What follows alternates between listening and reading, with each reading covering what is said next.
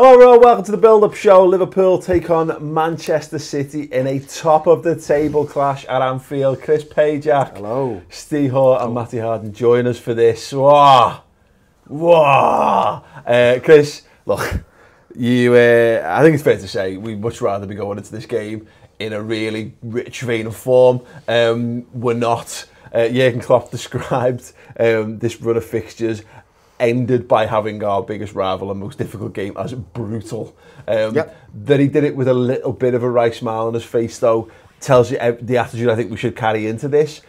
Jurgen lives for the players going through the pain barrier. The players have been conditioned in that way, and we love a bit of it as well, don't we? I just want Liverpool to come out there and act a bit like a wounded animal. You know, their pride will have been dented by the results over the last week, and you know, I want Liverpool to go out there and just start proving people wrong, because the talk's already turned in just the last 7 days about they're not as good as people think they are and all that type of stuff. And this Liverpool side, that should fuel the fire, shouldn't it? You want them to go out there and go, no, you know what, we are, and this is our opportunity. This game's at Anfield, this is our home. We can go there, we've got our fans, let's go and perform, let's go and stick one on them, and let's go and top the league on our own. Yeah, I mean, look, there's no escaping how good Man City are, Steve. You know, we can look into it, and we'll talk a little bit about it in a moment, but they're a brilliant side, full of brilliant players, with a brilliant manager, and on any given day they can turn up and beat any team in the world. But the good thing, you know, we have got a good recent track record against them, even going back before Guardiola as well. We are a good side, and we've played ourselves into the position that we are in the league on our own merits. So yeah, regardless of how it went in Napoli in the midweek, and regardless of the fact that they've had a little bit more preparation time because they played the day and a couple hours earlier or whatever, it's irrelevant. What we've done, and we've constructed a side that is built on that notion of you're hurting, I'm hurting, we're all hurting, who cares? They use that as a fire to build a team around. Yeah, and there's not going to be much in terms of surprises from what you get from Pep, is it? We know how they're going to do, we know what we're going to do, and it's going to be who executes it better. Like every game between them has been. They've all been really good games, and you know luckily we've had the better of them. Obviously the away game at City in the league aside with the red card and stuff, but it's going to be toe to toe again. It's not going to be any different than usual. I do think that we're better defensively, and we'll see how that plays out in terms of does that change things. But City are going to put 11 brilliant footballers on the pitch, and we're going to have our lads on there who are really good footballers, brilliant footballers as well. It's going to be a really good game, and again, there's no result that will completely shock me. You know what I mean? All three results are certainly in play. I can't see us getting absolutely welly like we did at their place, but by all means, there's no. But both teams have that capability of blowing teams away for sure. To do have half an hour, an unstoppable half an hour, and the game's over and put to bed. And mercifully, Matty, we've seen ourselves be on the positive side of that at Anfield more often than not. This is a little, you know, it's becoming a bit of a bogey ground for them in that regard. I think it's quite interesting, the reports that they're changing the coach route. I can't help but think that's a psychological win for us already, and I get why they've done it, and they kind of have to do it to prove a point because they were so put out by it last time. But I like the idea that we're already, before the game's even kicked off, we're affecting, even if it's only a minuscule little thing. I think and it's not just the dynamics psychologically between the two teams and who's pipped the other over the past few seasons. It's between the managers. I mean, I think that is Klopp won all, or the vast majority of fixtures against Pep. I think he's got the advantage. He's got a significant advantage, and I think Pep is certainly in a position where he's got that chip on his shoulder with Klopp, you know, because it's not like we beat them in the Champions League, we embarrassed them out of the Champions League, and again, Klopp's beaten them historically on several occasions, so I think that adds stokes the fire. So I think regardless of the result, it's going to be an absolute barnstormer. Yeah, no, that's one of the reasons we should get that excited about it. And the thing is, we talk about, I like to talk about stories in football, Chris, and we this is one of those situations where if you're trying to analyse the two teams, I think it's fair to say that Liverpool haven't been at the peak of their powers at the time of the season. I think there's a temptation to cast a cursory glance at Man City and go, well, look, they're above us comfortably on goal difference at the moment. They have scored, I think it's 5 or 6 more goals than we have.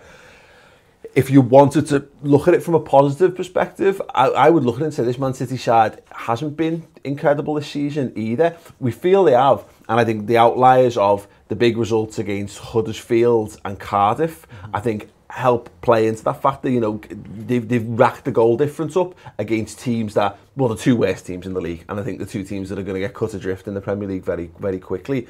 They've lost to Lyon in the Champions League as well. So there's a nice narrative there that maybe, as much as there's always going to be plenty to fear about Man City, I don't think they're not quite as all-conquering as you might suggest if you don't look into it too much. I think that's right. I think that's fair. I think, you know, no team in the Premier League at the moment is looking unbeatable, is it? I think, you know, Chelsea have had a little stutter step, Man City have had stutter steps, maybe not in the Premier League.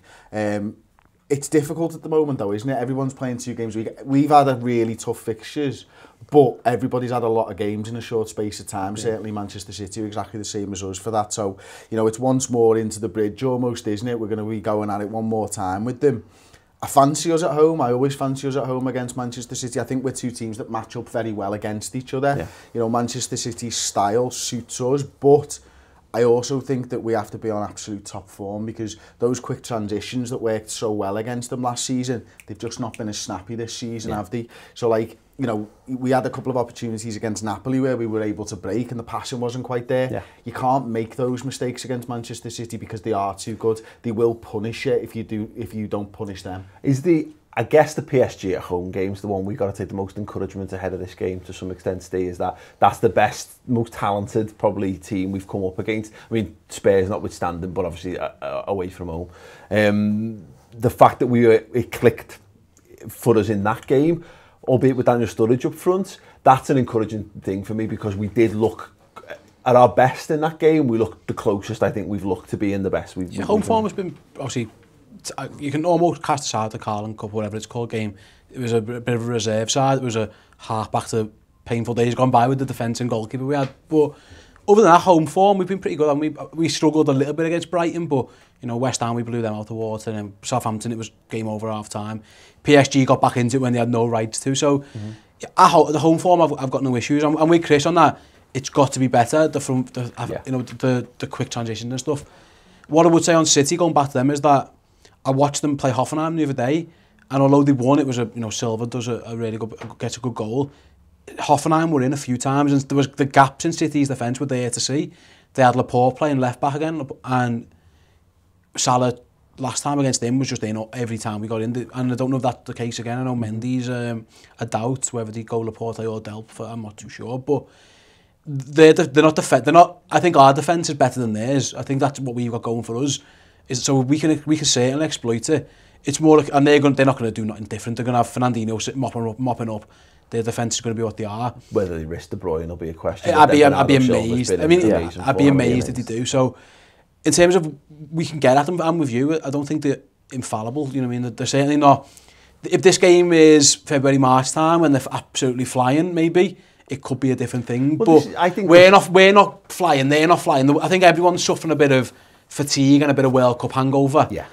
We've just got to do what we do, and it's worked into this team plenty of times. What we need to do in a wider sense, this is just, you know, not how you go about achieving it on the pitch, but we need to put distance between us and the poor results in the cup competitions, in recent weeks, and remind everyone that the league form is the reason why we are, right up there alongside Man City, shoulder to shoulder. I think the issue we've got, Matty, and it's something we discussed at length on the final word for the Napoli game.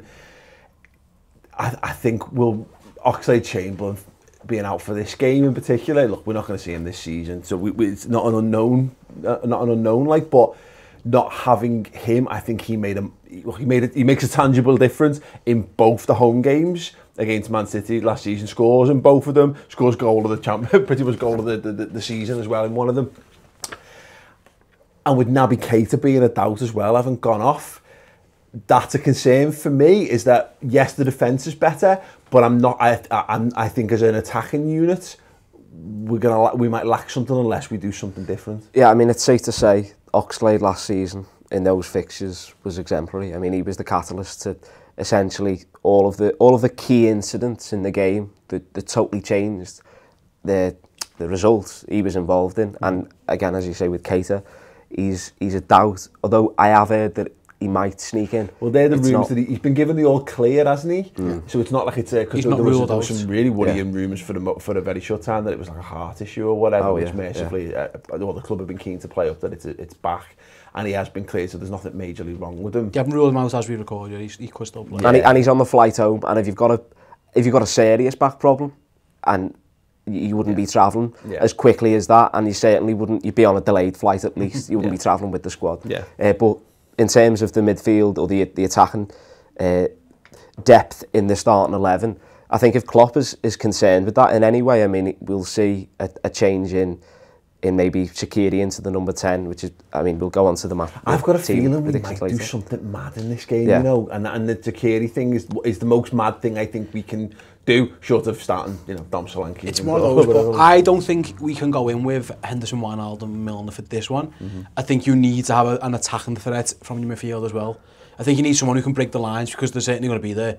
Someone nipping, if when Firmino nips the ball off Fernandinho, which he inevitably will do, you need someone who's then going to go and join the attack and get through, because that's how it's the game plan. It's worked every time we played them at home. So is there a difference though between, because I say Shaqiri and he's the one for me, is there a difference? Well, there is a difference. So it's a leading question between Southampton at home and Man City at home. Is it, and by that what I mean, is Shaqiri ready? Well, for that?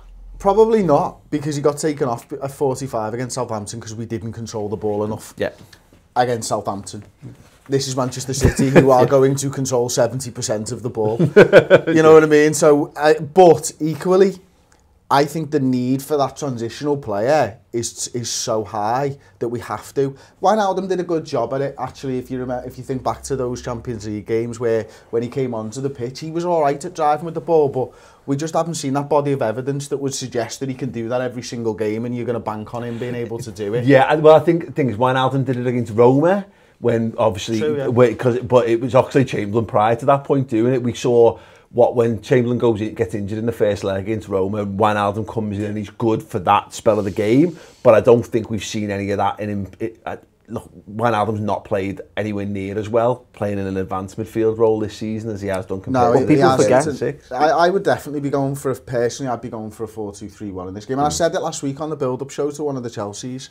I said, mad shout, early shout, go 4-2-3-1, because I could see that we didn't have that player, and I wasn't sure whether Keita would be up and running for it either. But, you know, the other option is what we've done against Manchester City in games where we've thrown Salah up top in the 9 and we've moved Bobby out to the left, and then you give Mane the rest. We know he's had the most minutes. You then put Shaqiri over on the right-hand side and you attack them in a slightly different manner, maybe one that they're not expecting. Yeah, I don't think you'd want to be too drastic in the approach. I think Shaqiri in the 10 is pushed it a bit, but it's not mad. Do you know what I mean? It's conceivable that that's a possibility. In regards to Wijnaldum being that ball carrying, or being employed as the ball carrying, breaking the lines midfielder, people forget he was at Newcastle and in the Eredivisie ostensibly a wide player who carried the ball and went past men.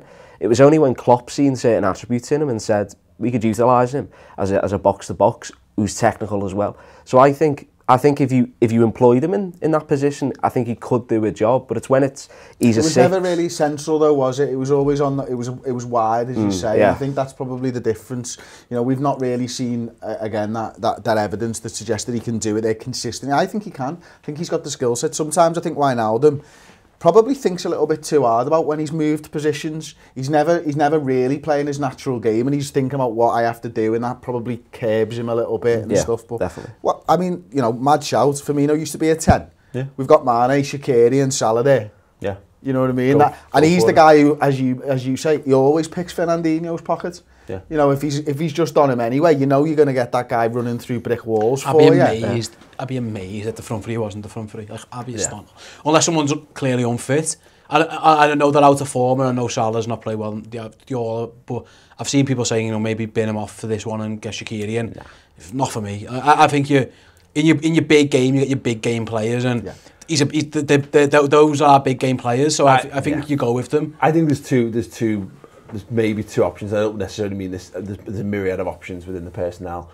Is that you do go a bit mad, and what as much as we've said about not we maybe lost the midfield, if you're going to play a 4-2-3-1, Fabinho's probably could be a good shout in that regard and be a bit more solid.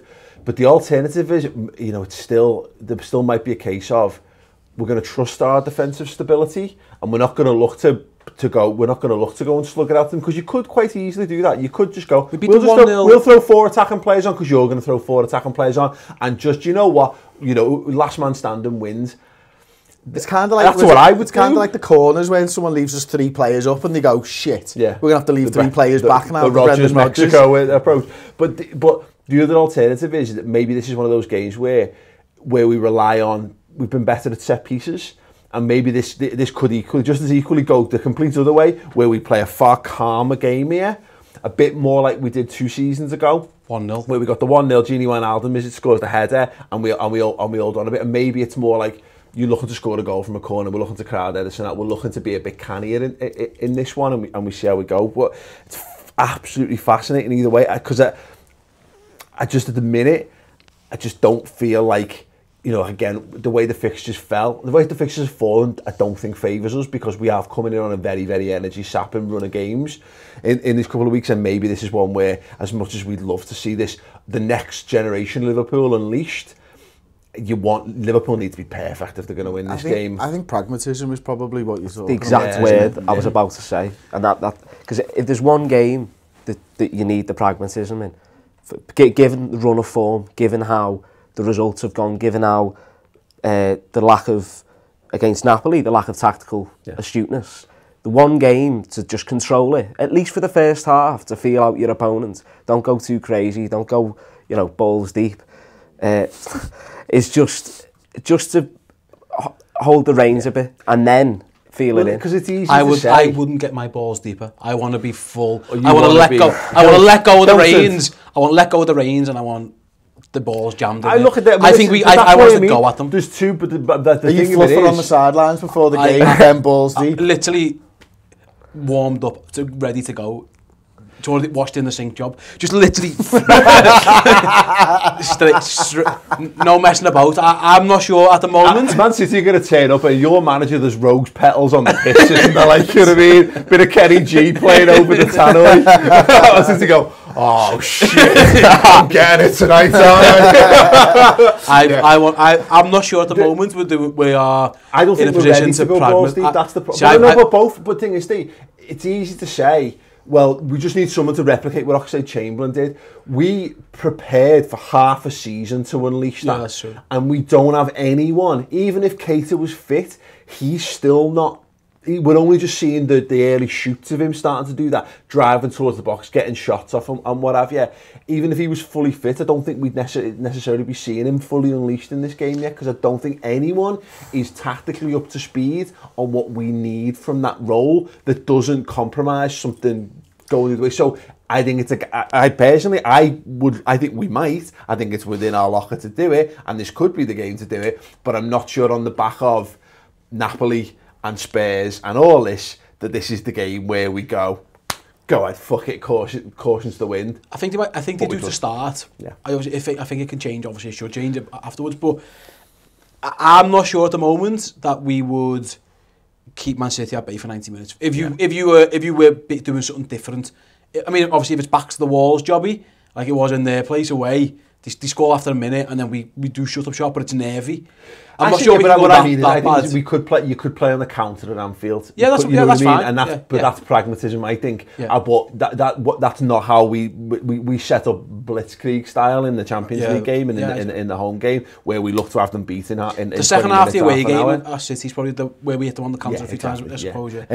Right, we've probably tipped our hands a little bit with regards to preferred 11s, but we'll come to them in a moment. Before then, we did an excellent Reds News Roundup show, Ste and myself, where we wrap up all the things going on off the pitch. Ross was there as well. Was Ross there as well? He was, yeah. Oh, yeah, good old Ross. Here's a little clip, get involved. I put on Twitter, if you said to me, name a player and is he good or is he crap? And if you just named 10 players, I'd be able to go, yeah, I think he's good, I think he's crap, blah, blah, blah.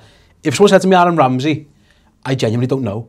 I think he's good, but then I watch him at times and I think he's a bit crap. Yeah. But then I thought that about Oxlade-Chamberlain. I don't know where he plays. That's the thing. I don't get him. This is Arsenal all told. He's been there just too long, and it's the same as that. Everything about Arsenal is just stagnant, isn't it? Yeah. And you know, it's interesting that maybe Emery does he not fancy him enough? You know what I mean? Is he not going out of his way? Because if he really liked him, you'd be moving heaven and earth to get this guy signed up to a contract.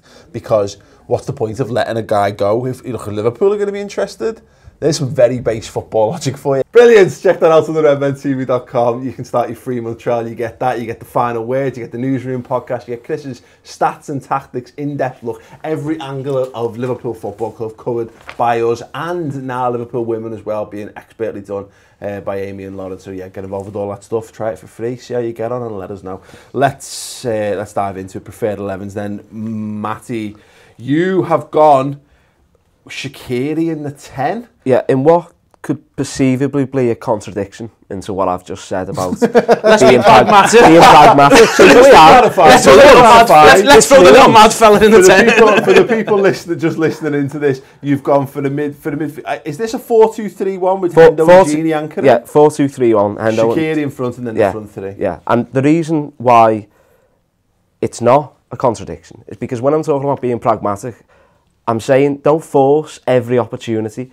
Don't put both full-backs up at the 15-minute mark and leave 2 centre-backs and 1 midfielder. Yeah. I'm not saying let's just sit behind the ball, let's have 3 sitting midfielders. You can have an attacking formation with attacking personnel and still be pragmatic defensively. You know, it's not mutually exclusive. You know, so I think given the situation with Keita, given how City like to set up, I think we need that extra bit of creativity at the front of the midfield just to open the options up. Steve completely disagrees. Yeah. Well, I say completely. You've got obviously this is preferred 11, so I prefer that Keita to be fit. Yeah, and if he's not, I would go Shaqiri as well. And so your midfield 3 is Gini anchoring, Milner, Keita. So the midfield that we were ostensibly hoping to have for the full game against Napoli. Yeah, I'd put Gini at the 6. I think he's done well against City. I think he's got a little bit more robust than Henderson at times as well. And I want us to start on the front foot. I want the full-backs high. I want Keita driving if he's fit. Shaqiri, I would go Shaqiri if he's not. But I wouldn't do the pragmatic thing. I would go at them early. I don't believe in them coming to us, to our place, and making us change what we do. I think they should have to adapt to what we do. So I Trent and Robbo overlap, and that's our creativity at the moment. Yeah. In lieu of everything else, they're the ones who are getting the assists mainly. Go at them, and then obviously if it does change, and hopefully you know that works, and you get maybe 2 up or whatever, you can then rein it in. But I would be quite. Our strength at the moment in everything is coming from those fullbacks attacking. I'm not sure having Trent sit back and just do a job on Sane, which he did in the Champions League, to be fair to him. He really did, and he was excellent, but he also offered an attacking threat. You know, I think it's one of his passes that sets the first goal up, for example. You've got to utilise, I think, what we've got. So it's a huge blow, I think, if Keita's out, a massive blow, because I'm with you. I think we need that driving force, and Shaqiri isn't that. He's an attacking player, and he's probably the best other option we've got. But it would be a blow. So fingers crossed Naby's fit, and I think he plays. And we saw it against Tottenham. It only takes 2 or 3 times where you skip past one fella and they don't know what to do. Because De Bruyne and Silva will be in midfield with whoever. Say Shaqiri or Keita skips past Fernandinho and we're in. That's what we need, I think. I don't think we're going to tippy-tap our way around City. I don't think their structure allows that. I think their weakness is when you get at them, there's space to run into. And it's just a huge shame that Naby isn't 100% because it would have been perfect for him. Yeah, no, I think that's an interesting one. And Kish, I completely agree actually with your preferred 11. If I'm honest, you've gone for a 4-2-3-1, the much vaunted Payjack manoeuvre. Has he ever done it? Yeah, Southampton. For second half against Southampton. It was a good 45. We won a lot. Yeah. Scored 1, conceded none. Did we score? Didn't we? Absolutely not. Yeah, we're a couple up. It was 3-0 at half time. We got a nice 0-0 out of it. That'll do. And the player who played number 10. Oh yeah, it was Shaqiri. Shaqiri was the best player in the first half. It was more 4-2 than 4-3-3, wasn't it? He was a bit more advanced. Fabinho, Hendo, anchoring. Yeah, I've gone Fabinho. So I've based this on the fact that Keita's not going to be available. I'm not sure you risk him, even if the doctors say he can play. Yeah. I just think it's a big risk because we're so I think we're so short of that player. I think everybody's recognised that we need that type of a player. And for me, Fabinho's been bought for a reason. And I want to see what he's about, you know what I mean? And That's a big call. It is a big call, Steve, but so was taking Mo Salah off the other day and we got the goal back against Chelsea, and big managers make big decisions in big moments and big games. Into the home game in the league last season. I think for me it's not, you know what, when you were talking, Steve, you said something that really, it sort of rang true with me, is that point of like, they're coming to our place, we shouldn't be changing what we do. But if what we do can be bettered by changing, then that's okay for me. And I feel like, you know, when we played Chelsea last week in the league game, there was too much space between Jorginho and Henderson. Yep. And I want I almost want Shaqiri to play a defensive attacking midfielder role, if you know what I mean. So more of a CM than an AM, and flip the pyramid in the middle, invert the pyramid, sorry to use the phrase properly, and really have the two lads, Fabinho and Henderson, looking after Silva and what would normally be De Bruyne's role or something like that. Do you know what I mean? Getting touch tighter, then making it uncomfortable for them, and then trying to spring Shaqiri and get him running into that space. Who do you think they'll pick if De Bruyne's out? Do you think it'll be Gundogan again? I wouldn't mind. I can't think of anyone else. Touch wood. I'm not jinxing us. Silva, I mean, he could go Silva and Silva, couldn't he? But Bernardo, yeah, could go in there. Yeah, but Bernardo's output defensively is less than I don't think they give a shit about that. Nah, they don't. Their defender is keeping the fucking and ball. Then the other option is, did he pick Raheem Sterling because he didn't last time, because I think he realised Anfield got to him. But in that regard, he made another bad call there, because it was just like that, the atmosphere, wasn't it? Yeah, exactly. He actually brought him on, sparked the atmosphere by bringing him onto the pitch. I wonder if he'll do that. Sané will play, Aguero will play, and then it could be Mahrez, it could be Bernardo. They've got options, haven't they? It's not a bad option. No, they've got. There's not. I mean, it kind of at this point it doesn't really matter. I mean, I think he might go Mahrez, which is different than it isn't the all-out blitzkrieg pace. Well against those players, he's got and he'll offer that cutting in threat where I don't think we would mind someone trying to get out round the outside of Robertson. Well, we ate that up last time. I think he wouldn't quite mind Mahrez cutting in on that right on his left. Of this, and I can feel myself going back and forth on it. We talk about not changing ourselves for this game. We always change it for Man City, pretty much. You think about it, even going back to like Klopp's first season, it was the first time we really saw the Firmino and the false nine kind of thing. We totally changed, revolutionised our approach around them games. Klopp's famous for when you're not quite at that level and you think someone's above you, dragging them down to doing what you can to change it. So this might well be the game. We're talking about all these different things. We're starting to get an understanding of what the team might look like. The Shaqiri thing for me, that he didn't get on the pitch, maybe he would have done if we hadn't had the injury to Keita and we hadn't lost the sub in that regard. But the fact that he didn't get that nod when he could have brought him off for Salah at any point in that game. He's on the leash, and hopefully you take him off there. And also maybe there's just that fear of, if he's an integral part of what we're looking to do at the weekend, you don't want to put him in, because you can put Daniel Sturridge on and he gets crocked. Well, he's probably not going to play in this game other than a sub. But if Shaqiri's going to be pivotal to how we play, would you agree that if you're right, it wouldn't be as one of the front three? He's not. Do you think there's any chance he leaves? I don't think there's a chance. Even though they've been in not great form. No. And to add to the point of changing things or not, and you wouldn't change things. Let's make them change the way they play when they come to our place. With all due respect, it's the most foolish thing you can possibly do to underestimate any opponent in any sport. You look at boxers. You have some boxers out there who could beat boxers, fighters, whatever. Some boxers out there who are tremendous. They do one thing really well, and then they come up against someone who's excels at one thing, and they're so proud and up their own arse. They say, "Nah, he can change the way he fights. I'm not changing." Then what happens? He gets knocked out because he didn't adapt to the opponent. Or he knocks him out. But it's more of a risk. If you don't account for the risks that are blatant to see, because it's televised. I'm just not sure what we can do different to stop them anyway. I think we can. It's one of those. The thing is, for us, the most important thing is getting that ball to the forwards. Exactly. Yeah, exactly. We need to be. It's picking a formation and the personnel that you believe is. I don't think a slow build up helps us, which is why I've gone for the extra attacking player. The thing I think is worth considering is that we've been okay against Man City and look at we saw night and day how terrible that defence was, that we thought was okay. Even though we knew that it had some issues. So we have improved the personnel, and by and large we've improved the defence and the goalkeeping positions. but the attacking thing's not been clicking for us this season. So do you go, maybe there is just something to trying to jumpstart us as an attacking force by going a bit more going, well, even with a dodgy defence, with more defensive players on the pitch, we've actually, you know, we might lose a guy who does the defensive work, but does the increase of the level of our defenders compensate for that? So net, we probably end up not too dissimilar. It could end up being a 3-2 kind of situation, but you'd rather it be a 3-2 than lose 1-0. My full side is, the back five, Fabinho, Hendo, Shaqiri, Salah, Mane, Firmino, because I'm basically playing 5 and a 4. Yeah.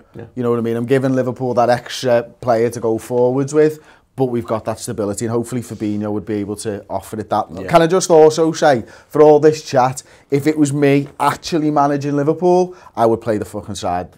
The normal side, because the stakes would be too high, and I know what I'd do in those things. I'd be like, get Gini in there, get Hendo in there, get Milner in there, and please, front three, do something decent for all the really fascinating debate we've just had on here. The team is going to be the back five. It's going to be Henderson, it's going to be Milner, and it's going to be Wijnaldum in the midfield, and it's going to be the front three. I'm not sure about the midfield. I'm not sure if Klopp. I think he'll. I think you got 10. Yeah. I think it's that one is what midfield does he want? Does he want someone? Keita's fit. Yeah. Does he want someone to hold? If Keita's fit, I'm not putting Shaqiri in. Keita's there. End of. Emirates Channel. Piss. Just very briefly then, rival fixtures this weekend. Spurs host Cardiff 3 o'clock on the Saturday. United host Newcastle. Well, there you go. There's no more points dropped there. I've been lovely if classic Rafa job. Would be funny if Rafa was having failed to Rafa anyone this season of his big team rivals from the past, was the one who got Mourinho the boot, which just would two be hilarious. Buses beeping at each other. No come on, you know leaning out the window, taking a fish from the opposing penalty areas. Just ball in the centre circle, both of them in their own arms. It's the worst game of Rocket League you've ever seen in your life. I'm giving Dean from 442 a call, as if he's not on that. He's missing a trick. Fulham host Arsenal 12 o'clock on Sunday. Southampton host Chelsea 2:15 on the Sunday, and then we're the last game of the weekend in that regard. Yeah, I mean, I think they'll all win. I think everyone will all win, and it'll be down to us to just at least not get beat. You know, I think, you know, another one, it's a big opportunity for us to really set the market down. We talked about the importance of them beating us last year, is how auras are formed in games like this. They started to build their aura when they smashed us at the Etihad last season. I'm not saying, you know, we need to replicate that, but if we can get a good win where it's not backs the wall, edgy, whatever, if we can find a way to engineer a good win here, then that's what this side needs to put the last week behind us and kick on. If we can start by not getting a player sent off in the first 20 odd minutes, that would be amazing. Then we're an advantage already. One of our players, one of our players. If we can get one of their players sent off, maybe Edison for a high boot on Mane, something like that would be nice. Yeah, if he just comes out and clatters Mane outside the box, that would be sensational. Score predictions, Matty, what do you think? Oh, that could go anywhere with this, couldn't I? But we haven't got that long. Yeah. I'll go for a but just one steady 3-2 Liverpool. Steady 3-2 doesn't sound steady. 2-2. Ooh. 1-1. Okay.